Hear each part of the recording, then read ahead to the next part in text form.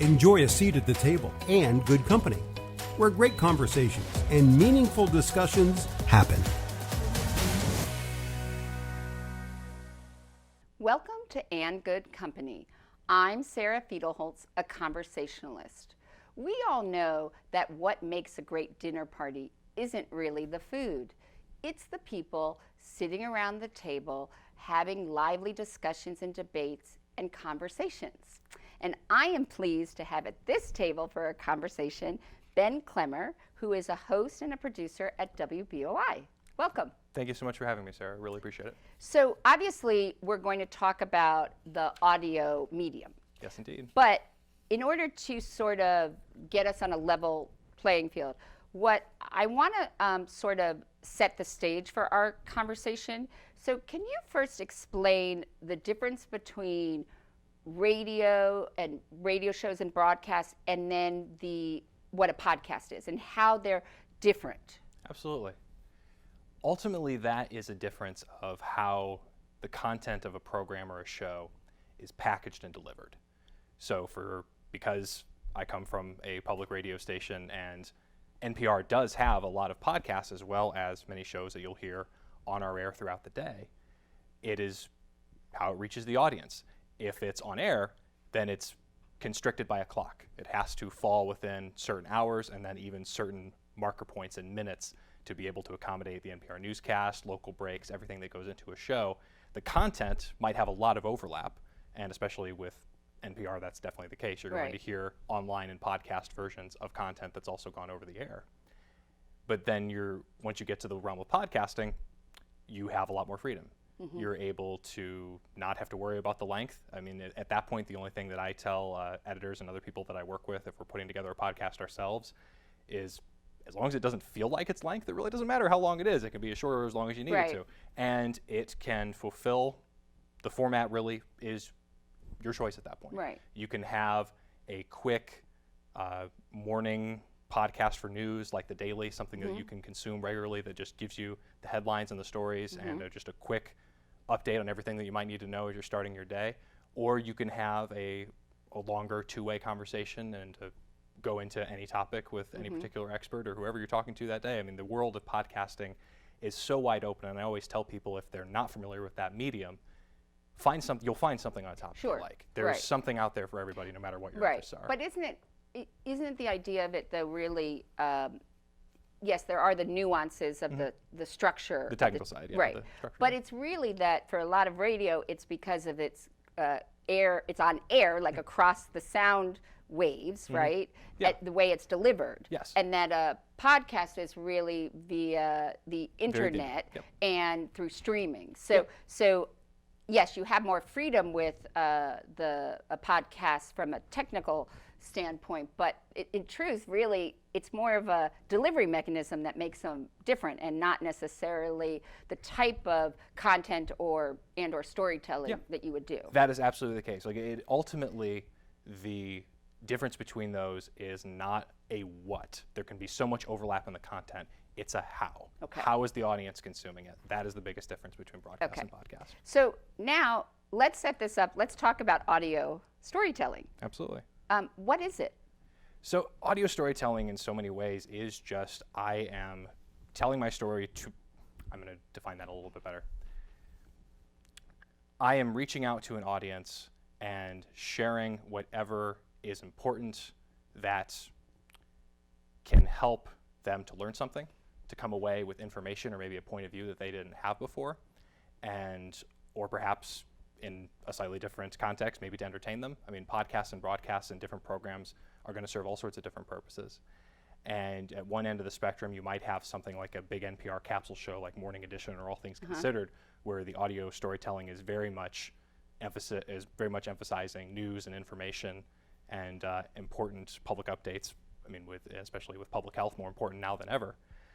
And then at the other end of the spectrum, it can be something that is an opportunity maybe to get away from that and to be able to have a space that you're hearing about something that you really enjoy. I always tell people for NPR and my own self as a listener, that was the gateway. I was listening to interviews for the guests and for people that I already listened to and liked, whether that was a band or artist or just somebody that I already knew. And it's like, oh yeah, I want to hear an interview with that person.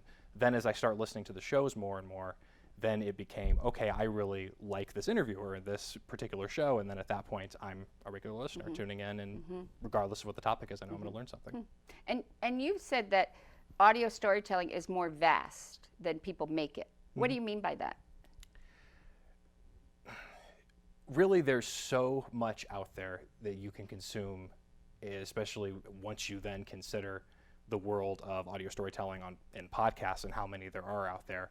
There is more that you can that is being produced in a day than you can consume in a day as a person. You got to pick and choose and find your areas that you want to focus on and shows that you're going to really enjoy, that are really going to resonate with you. And more, that's easy to do. And also more and more, it's easier to create podcasts.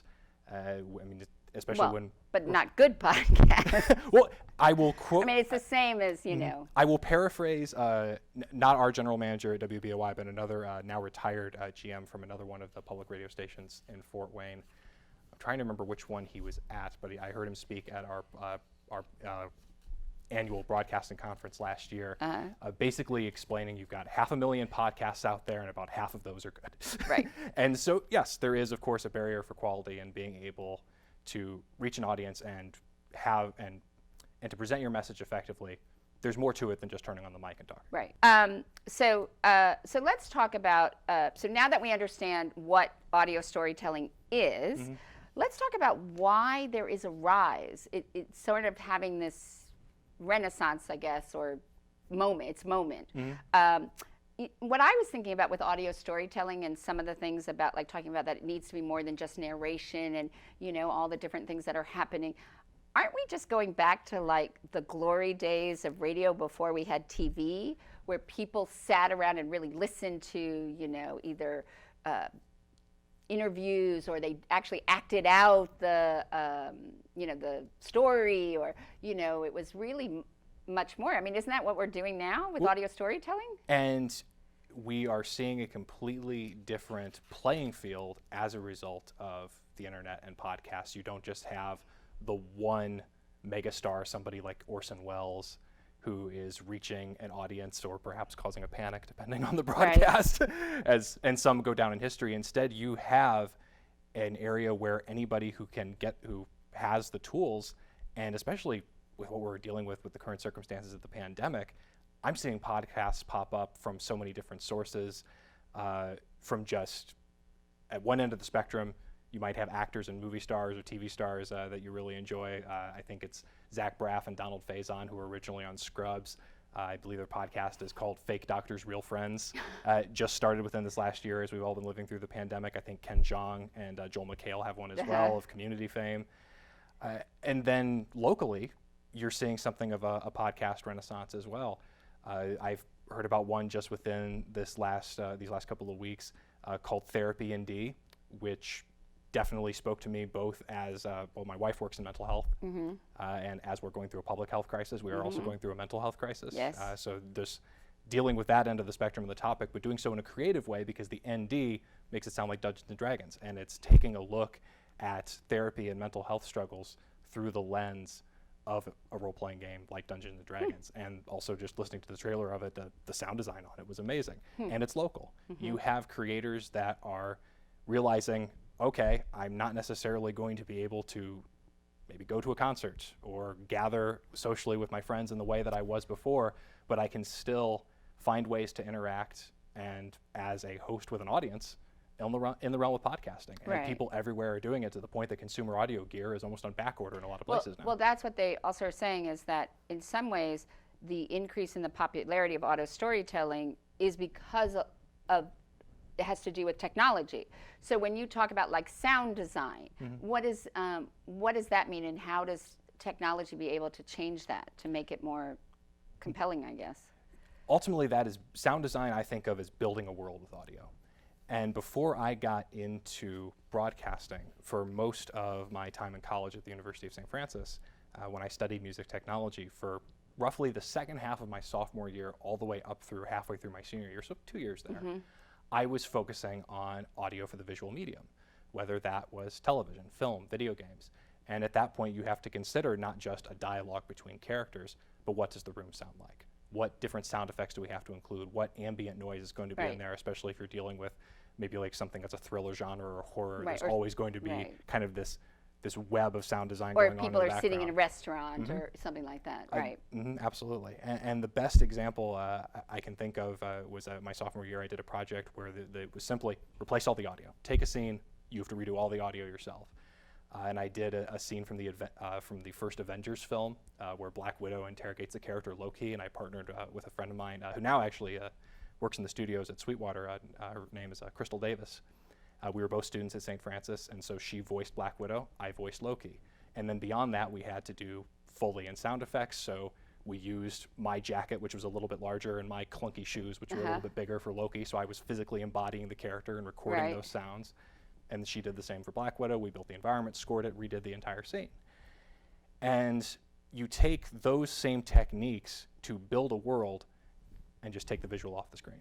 And at that point, you have audio storytelling, and you also aren't limited by everything has to match down to the split second of whatever's on the video. As soon as I started to pursue the world of broadcasting, I realized how much audio for video had prepared me for it, but ultimately it is so much easier to be able to create the environment and not have to worry about the I can't stand it when the track doesn't line up with people's mouths. It makes me crazy. Or you get an entire YouTube channel based off of it, because I know bad lip reading is really popular. Right, for that kind of thing, yeah. Yes, indeed. So, so you, your first job out of college was at WBOI, correct? That is correct. Go ahead. No, so what appealed to you about wanting to go into radio and basically audio storytelling and doing interviews? I have always tried to be at the intersection of communication and audio, and throughout my life that's taken a lot of different forms. In high school, it was playing the bass guitar and the drums and recording demos in my basement while also competing on the speech team. In college, it was studying music technology and taking that interest that I had in recording and everything that went into it. Again, still at that point from the music perspective, but also at the same time, I wound up picking up a minor in communication. I also went back and was coaching the speech team at Bishop Dwenger while I was still at St. Francis. And then as I continued on through the program, I wound up working part-time in the retail store at Sweetwater Sound, and the community there is absolutely amazing. And if you're a musician, it is just musician's mecca. You will never be surrounded by more gear in your entire life. And that's a tough job to get. Yes, it is. I had a very good connection in HR that I made when I was at Sweetwater for my sophomore review. And I actually had reached out to them for an internship needed for my degree to graduate. And the turnaround was, well, we don't have any internships available right now. And I did have an interest in sales in the retail store.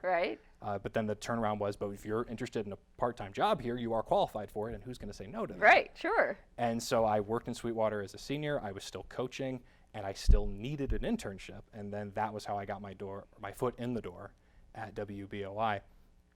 My advanced presentational speaking class took a tour of the place, and that was when I met the general manager, Peter Dominowski, who's now my boss, and Katie Anderson, the director of programming, who's now my supervisor. They remembered me from that first interaction when I reached out to Katie to do an internship, and I really didn't figure out where I was going to be going and what field I wanted to go into until last semester of senior year. So any college students that hear this, if you feel like you don't quite have it figured out yet, that's okay. But I was in a place for a couple months there where I'm still a full-time student at St. Francis, and I'm working 3 jobs. And that was ridiculous. And I got some advice from Jane Martin, who's the head of the communication program at St. Francis, and she gave me a lot of good advice in my time at USF. But the one that changed the trajectory, or at least made the trajectory clear at that time for me, was she just said, go with a job that gives you the future that you want. And I hadn't even given up the speech team yet.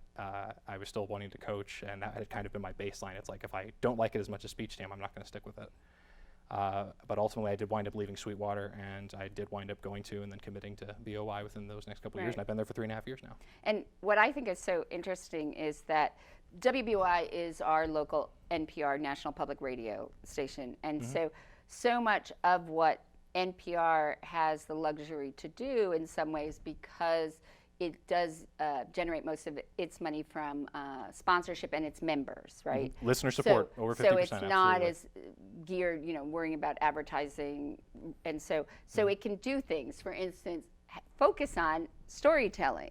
So what I think you sort of found is a home for yourself that brought everything together, but not a typical radio station. I mean, where you would just be doing the news. I mean, you do the news, and you are the host of All Things Considered, but that you would have such opportunities. So let's just take a step back from your position, and let's talk about why is NPR important, and what do you think is that secret sauce for NPR? There's so much that goes into that. Looking at it at the local level, though, one thing that I heard very early on in my time there is we have more in common with the public television station, which you might consider to be a different medium given its visual or audio and visual as opposed to just audio, than we do with any commercial radio station. And a lot of that is, as you were hinting at, the fact that we don't have commercial sponsors, which gives us editorial independence. And if you're a newsroom, that is huge because your listeners know that you are not being influenced by anyone on the outside that is trying to, here, let's give you money and you cover this. And that is something that is an organization that we value, and that is a model that kind of comes from the top down, though I will quote Ron Elving. He is the senior editor for the Washington desk for NPR, a public radio staple. He's been doing it for decades. And he was our NPR speaker at an event here in Fort Wayne a couple years ago. And at one point, he just said, it is impossible for the public radio business model to fail because we don't have a business model. We ask listeners for money. Right. And that does give us the freedom to be able to come into any situation, and that reporters for a public broadcasting station or reporters for NPR as well, across the board, we're going to be coming in objectively. We don't have any kind of skin in the game other than wanting to be there to tell the story and make sure that our community knows what is going on. And that has revealed itself in a number of ways, especially it's hard not to keep coming back to public health given what we're dealing with right now with the coronavirus, and before that it was the opioid epidemic. And so there's so many ways where you see unbiased fact-based reporting, whether it be on healthcare or education or any number of other issues that you're going to hear about during a newscast that are really important. But then NPR is also a really well-balanced news diet. Like I have found it's very easy for a lot of people to get angry at the news. And in a lot of ways that's understandable, but I mean, speaking as someone who's working in broadcasting and public information, it's obviously a little bit disappointing. And it really does matter then at that point how the information is packaged. And with NPR, you're going to get your newscast 1 minute past the hour in every single show. It's going to come at you in little sound bites and not a bunch of talking heads who are arguing with each other constantly. It's not going to build up that rage the way a television news station or a news program might, especially a national one, obviously. And it's also going to be balanced. You're going to have, not in the sense of like fair and balanced, but it's going to be, I might also hear about movies or music or other aspects of the arts, both nationally and locally, because I know you've had our own Julia Meek on your program as well, and her arts and culture reporting is a wonderful counterbalance to what can often feel like an onslaught. But what I also like about NPR is even if they are interviewing someone on a topic, it's not just edited for a soundbite.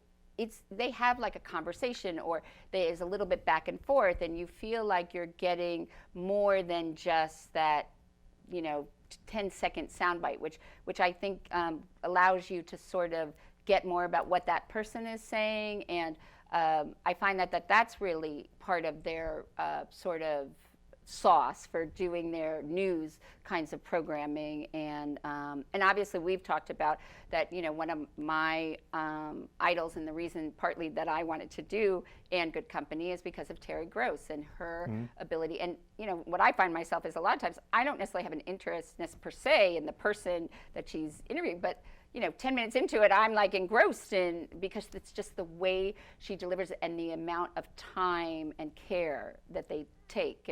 And you also really are sort of taking your time and care and sort of making your own mark at WBOI. And so you've created a weekly program that you host and produce, and it features I mean, you run the gamut from news to discussions to lectures to storytellers, but it's all about Northeast Indiana, and it's called WBOI Presents.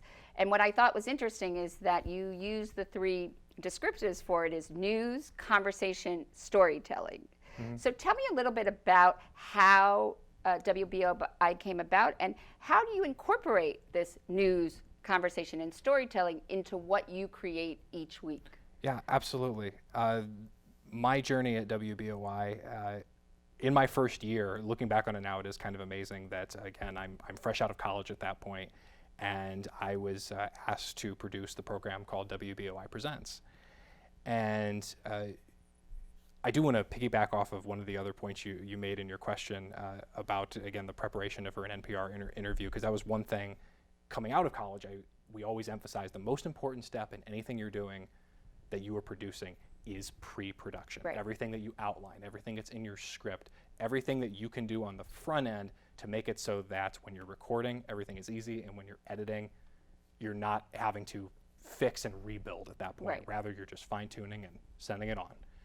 And that made it so I was comfortable early on. What WBOI Presents was, I was handed the producer reins, and the host at that time was Claudia Johnson. And she would find programming on Public Radio Exchange, or PRX, and the Exchange is And PRX apps. is, what is that? That is essentially an online database and almost file hub, essentially. I'm defining it badly, Right. but the crux of it is, if you are a public radio station, you can go on and find content From that all fits all the local stations that are NPR affiliates, right? from, I think up to and including that, maybe even a little bit beyond it. I can't claim to be an Okay. expert on No, PRX, yeah. but I do know that we both pull from it, Okay. and we also give to it. Julia's program, Folk Right. Tales, is syndicated And isn't on PRX. isn't her art-centric? Isn't that? We don't put that on PRX, but we do put it on demand in many Got other it. places. Okay. Yeah. Okay. And the journey for WBOI Presents, I mean, starting out, we would essentially figure out which programs from PRX that we want to do, and we would call them podcasts that we were just pulling from that might relate to roughly things that are still topical, things that are going on in the national conversation. And we'd record a promo. I'd be responsible for putting the show together and putting it in the time slot, which at that point was just Wednesday nights at 7 o'clock. So now it's Wednesday nights at 7 and Saturday mornings at 7 a.m. We got to Yes, give a indeed. shameless plug here. Put in the shameless plug for Absolutely, WBOI Presents. yep. Yes, no, and that was, but in the first year, the humble beginnings, as it were, we were just pulling national podcasts. Okay. And some of them, you definitely was like, okay, yep, that one is hitting on a topic that we are still dealing with, especially early on, thinking back to 2017. Anything that had to do with immigration, that was definitely top of mind for, I think, everybody at that time. So we had a number of shows that definitely hit the mark in that regard. But as time went on, the goal became, what if we were able to do more locally with WBOI Presents? And hear, if not more local voices, hear voices who are speaking to a local audience and maybe taking questions and getting lectures and information from other places. And we have a wonderful relationship. One of the first who we already had on board when I was became the producer for the show is Andy Downs from the Mike Downs Center for Indiana Politics. He is a wonderful panel host, also very good at organizing them, which is part of why we get so much content from Andy for WBOI Presents. And that was kind of the beginning of the opening of the door and realizing, oh, we could get a lot of really good content for Presents from universities.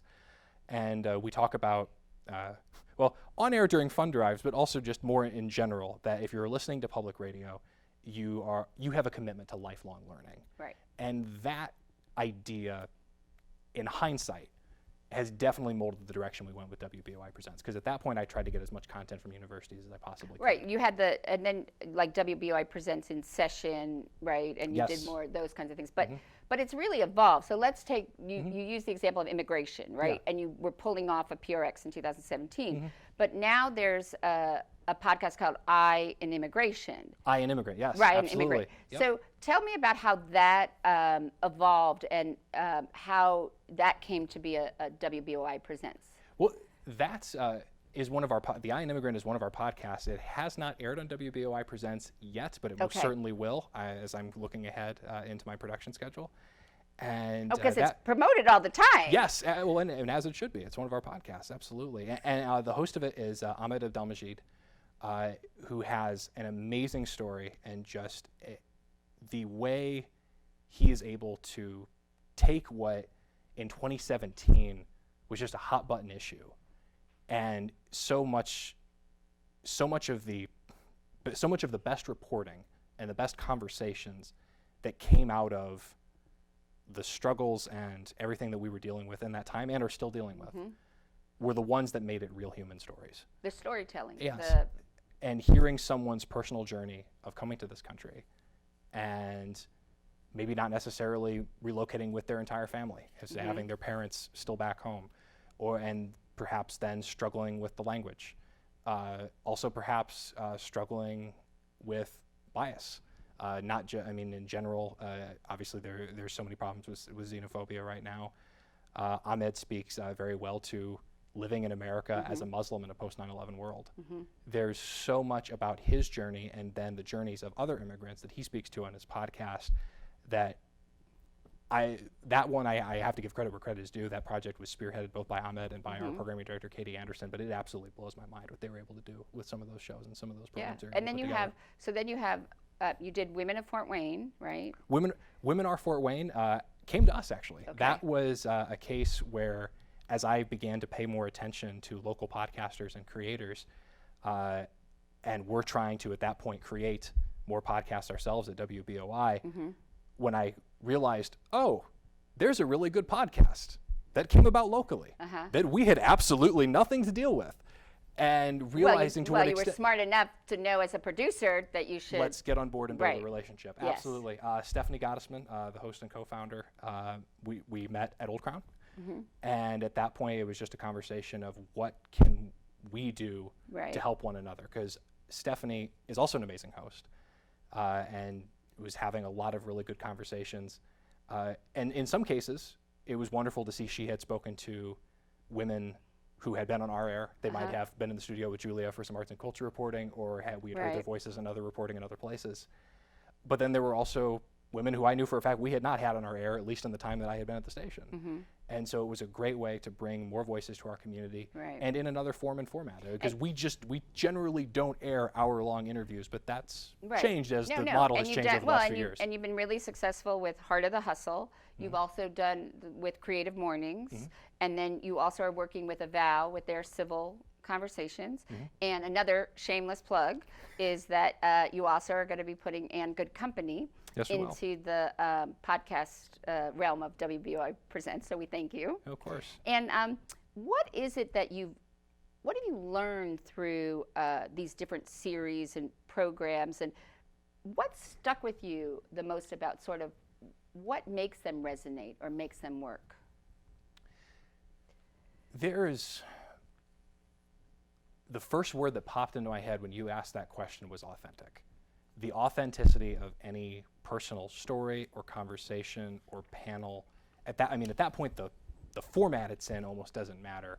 If we're hearing someone speaking from their head and their heart in perfect sync, and sharing their thoughts and their feelings with an audience in a way that resonates, ultimately as a producer at that point, at least so often, especially with some of the podcasts that we've been running lately, where the production and the conversations are already really well done. My job is to introduce it and then get out of the way. And well, that's a very important thing to know. Yeah, absolutely. And there's the one example I can think of, though, and this remains relevant and is even more relevant now in what has been a summer of racial reckoning that we've had here in 2020. We had a program that we aired a couple of years ago that we got through Manchester University and their Values, Ideas, in the Arts series. They had a speaker named Dr. David Pilgrim. He is the founder and director of the Jim Crow Museum of Racist Memorabilia at Ferris State University in Big Rapids, Michigan. I did not know that existed until he came to Manchester to present, and we were able to get the audio of his presentation to share with our listeners. And that was educational in a lot of ways. And the one comment out of it that resonated with me, because, I mean, as a white person, there's so much that we don't we have not had to deal with. I mean, we live the definition of our privilege at that point. And what Dr. Pilgrim said to an audience of mostly college students in North Manchester, you have privilege, own it, and use it as currency to help other people. Do something with it. And that message stuck with me, because again, I think we first aired that program in maybe, I think it was early 2019 or maybe late 2018, I can't remember now. But as soon as we had the first weekend of protests where protesters were tear gassed, and it became clear, okay, this conversation and this issue is going to be reaching another level here, I felt he was a voice that our listeners needed to hear again, and we re-ran his episode the following week. And this summer and this year, as a producer, has been educational in a number of ways, because I kind of tempted fate a little bit down the stretch of 2019 as I realized we're getting more content in a month than I can use in a month. The show is at critical mass. We are pulling from so many amazing community sources, and then the pandemic shut down half of them. And at that point, some have come back. I know you just spoke with Patty Hayes. I'll give her a shout out. NFL. They found a way to do events outdoors. Andy has organized some virtual panels for us. We are still pulling in from some other of our regular sources. Also, no harm done whatsoever for ones that are currently on hiatus. I can't blame people for not wanting to produce right now. We're all going through the same struggles together. And some of us are struggling with more things than we can realize. And it's given me an opportunity that I didn't see coming, because we've circled back around and we're going back to the world of podcasts. Only now they're local. And we are running Women Are Fort Wayne. We ran 5 episodes from the start of their second season in April, as I was kind of scrambling and trying to figure out what the summer was going to look like. I was introduced to Aaron Robles from Heart of the Hustle, from Founder Spark. Yes, indeed. I was introduced to him through Tara Hackett at Input Fort Wayne and Creative Mornings, and then we've been running either racial justice content or Heart of the Hustle content through this entire summer. So you really are taking it through really bringing the local podcast and podcasting to NPR. And the interesting thing is, though, really what they say that the popularity of podcasts, it was really with the podcast Serial, which was an NPR spinoff of This American Life. And it's actually considered one of the most successful podcasts. I mean, it's already had, of all times, it's had to date 5 million plus downloads, and it continues to be. So it's interesting that how the tie-in is actually with NPR and podcasting, and now you're really, again, bringing it on the local level. But why do you think that we are in this time of such this interest in storytelling and this idea of wanting to listen to stories, and what makes that so engaging? I think in a lot of ways, habits are changing. I mean, as the media continues to change, and I say this as someone who just turned 26, we do not consume media the way that our parents did, the way that other generations have. And also, I think for older generations, things continue to move more online as people are discovering podcasts and ways to consume their media, oftentimes through social media these days, as things continue to change.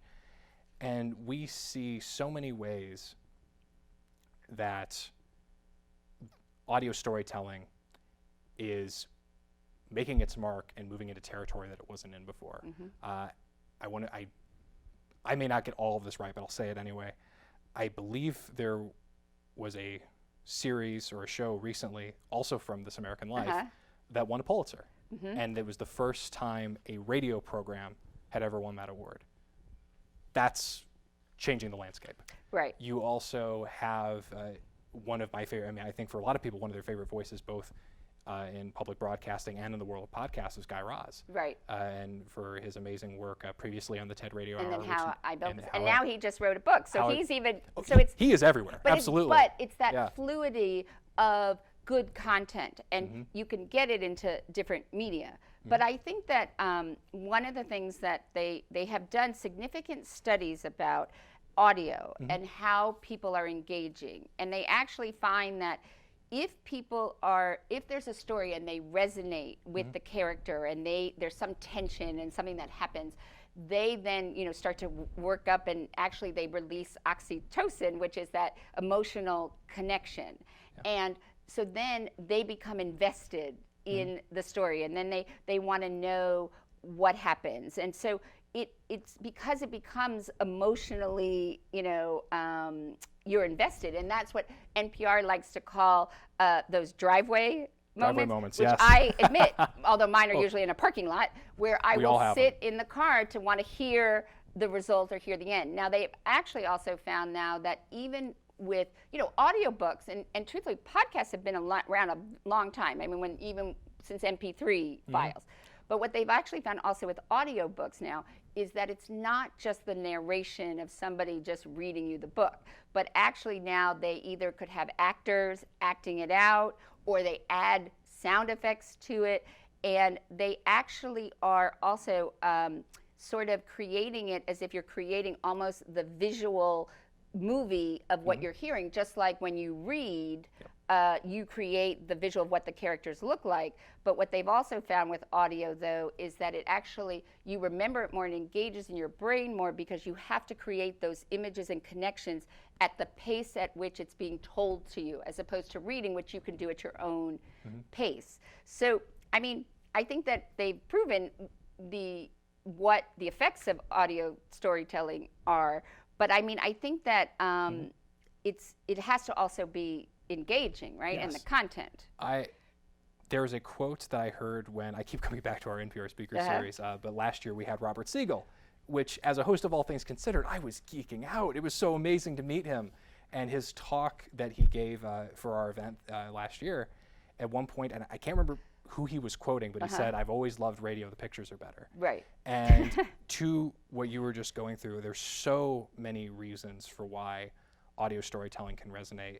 And I think as we adjust to living in the world of the internet, attention spans are changing. Right. People aren't reading as much. So there's definitely been, I think that has definitely been a contributing factor for why people have kind of moved away from print to a certain extent. Yeah, but I also would argue that people's attention spans are changing, yet audio storytelling, if it's compelling and engaging, they're staying with it for an hour. Yes, they are. So I think that it's partly the way that the story is told, and I believe it's similar to, because how it makes you feel. And Maya Angelou said that people won't remember what you say to them, but they will remember how you make them feel. Yes. So I think that, and now you're really on this mission about how to get people locally to feel through audio storytelling. And you have now you recently launched Wayne Shout Productions, correct? Yes, indeed. I am working with a friend of mine from college, John Dawkins, to create a podcast production company here in Fort Wayne called Wayne Shout Productions. You can find more information at wayneshout.com. We're definitely still in the early phases. Right. But our goal is to produce original content, as well as partner with area creatives to help make whatever stories they would want to tell in the world of podcasting a reality. And in so many ways, you just, again, I'm going to reference her a second time, you brought me back to Jane Martin, because she would always talk to us in the AV classes when we were, which again, being the audio guy and in the world of visuals, it was so wonderful to have that collaboration and see different sides of it. And she always said, just said, you should be asking yourself, especially if you're trying to put yourselves in the shoes of your audience, how does this make me feel? Right. And that space, and creating a space where we can share the stories that we love, what creatively drives us, why, and kind of in a way we are all reflections of the stories that are poured into us, which is why the podcast that I have spearheaded for Wayne Shout Productions is called Storytelling Breakdown. And ultimately, at its most basic level, it's a pop culture podcast. It isn't, though, because when I thought that you're covering, because you say that you've been interested in comics and pop culture, film, TV, video, music. So at first I was like, okay, this is just going to be another let's talk about. But it isn't, because what you talk about is how stories are told, or how the story is created, or what was used, or you sort of are giving us the behind the scenes of the the way that they were successful in telling that story. And I think that that's really shows what you're on a mission to do, which is how to use audio storytelling, but also to educate on that. So I don't just think it's a pop culture. Well, that, again, most basic level, it's a pop culture podcast where we have the opportunity to use that to look at how these stories resonate with us and why. Right. And we had an episode actually that is dropping today, September 18th, that looks at, we're looking at the movie Spider-Man Into the Spiderverse, which obviously in the last couple of decades, there's been 3 different actors who have become the web slinger on film, but Spider-Verse was an animated movie that came out a couple years ago and was groundbreaking in so many different ways, mainly resulting to animation. That's not my area. That's not necessarily an area of expertise for my co-founder of the podcast, another good friend of mine, Caleb Meyer. So we brought in a friend of ours who studied animation and graduated from the animation program at St. Francis named Autumn Schultz, and she opened up the whole world for us. And we talked about what sorts of animation techniques were used to make the story resonate the way that it did and feel like a comic book brought to life on the screen. Because as we're watching it, I mean, we're engrossed in the film, but technically we couldn't tell you what's going on. And even something as basic, we used this line for the trailer for Storytelling Breakdown. She talked about how the main character, Miles, is animated, what they call animated on 2s. So he's animated every other frame, which when you run everything at full speed, makes him look just a little bit out of sync. He's not flowing as smoothly as the other characters until the end of the movie, when he becomes goes through his hero's journey. He becomes Spider-Man. He goes through his hero's journey, and once he becomes a fully realized hero, he is animated on 1s. He is moving as fluid as the rest of the characters, and they use an animation technique that Caleb and I could not have explained ourselves prior to talking to Autumn. In a way that makes that story resonate with the audience. But I also thought was so interesting is that with Wayne Shout is how you're able to take something that is such a visual experience and turn it into audio storytelling, which is that you do these, it's with Fort Wayne Ballet, this Kinetic Conversations. And so how do you do that? Because obviously you watch a ballet, it's a performance and it's very visual. And how did you find to tap into the ability to create a audio storytelling on something that's such a visual media? No, I have to tip my hat to John, because he is such a talented just producer and editor. And Kinetic Conversations was actually one of the first podcasts. I think he actually did start producing it when he was still a student at St. Francis. But he was put in connection with Fort Wayne Ballet. And where you're going to really see, or where you're really going to hear, I should say, so many amazing conversations from people, and this is part of why Storytelling Breakdown exists, is you're going to hear people talking about the things that they're really passionate about. Right. Because news is important, public information, everything that I do for WBOI is incredibly important to me. I'm still a nerd and a fanboy in so many ways and love to talk about the stuff for pop culture. Likewise, if you're going to have an interview with someone from the Fort Wayne Ballet, they are going to explain that better and bring that to you and create that image in your head. That is, again, part of why, again, Robert Siegel makes the comment, I like radio, the pictures are better. The image in your mind is going to be better than something that you can just read on the script, or read on a page rather, or see on a screen. You don't have to do any work at that point. But if someone is telling it to you, and again, it's kind of a full resonance of head and heart all together, it's authentic. And I mean, I have 2 left feet. I have very little interest in dance, but something like Kinetic Conversations can resonate with an audience because the people who are telling you about it are so passionate about it. Well, that's the other thing. I mean, when we talk about what makes good storytelling, is there has to be the passion and the authenticity, and sort of a lot of it is also the belief in it, and also to want to share your experiences. So John, your partner in Wayne Shout, he actually created a podcast with his wife called Oh Shoot Reboot. And what is so interesting was that he was a factory worker for, and then it was his girlfriend at the time who really encouraged him to go back to get his bachelor's degree at University of St. Francis. And he was so worried and surprised about, being a student and going back. And but his wife was his biggest cheerleader and advocate. And she said, this was before they were even engaged.